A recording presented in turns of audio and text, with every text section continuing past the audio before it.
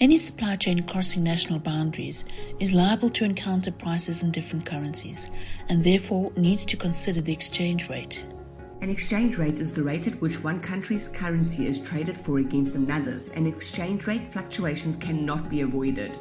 And there are different types of exchange rates such as fixed, pegged, floating, or flexible exchange rates.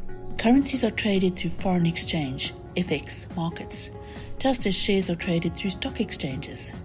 Exchange rates are amongst the most important prices in the economy. Movements in exchange rates can have an impact on economic growth, employment, inflation, and the balance of payments, as well as on the well-being of individuals. Some factors that drive exchange rates are supply and demand, the balance of payments perspective, purchase power parity, monetary perspective, portfolio balance perspective, all of which are described in more detail in your practitioner's guide. There are 3 categories of foreign currency risk: transaction risk, economic risk, and translation risk. But there are ways to minimize this risk, such as source and manufacture in the countries you sell to, develop a geographically flexible and agile supply chain, increase investments in market with stronger exchange rates, conduct scenario planning that includes currency volatility, improve productivity in offshore operations, as well as improve understanding of product and customer profitability, review your transfer pricing, manage cross-border activities, review contracts, improve productivity in offshore operations. The decision over which currency to use in any given transaction is a key negotiating point. Some suppliers may offer discounts or improved terms to be paid in their own currency. Organizations may resort to currency derivatives to help protect them from exchange rate volatility, meaning there will be a contract specifying the conditions, such as dates, amounts, etc., under which payments are to be made.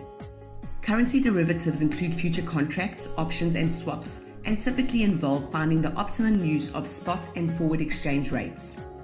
Spot rate is the exchange rate that is being offered now for an immediate transaction, while forward rate is an interest rate which takes place in the future. A forward exchange contract is an agreement to buy or sell a specific amount of currency at a specific date, or on a specified date in the future. Money market hedging is the borrowing in one currency to finance a transaction, converting the money that has been borrowed into a second currency, and then holding the money in the second currency until the transaction has been completed. A currency option confers the right to buy or sell a specific currency at a specific exchange rate at a future date. A currency swap is an agreement where two organizations agree to swap equivalent amounts of different currency for a period. Banks facilitate international trade by providing a number of essential services, which include currency exchange and trading, finance, bank accounts, guarantees, documentary letters of credit, and bills of exchange. Although financial decisions are made by top management and financial professionals in the country, it is important to realize that this is still a vital part of the supply chain. Supply chain professionals can and must play their part in managing the effects of international trade to keep the company profitable.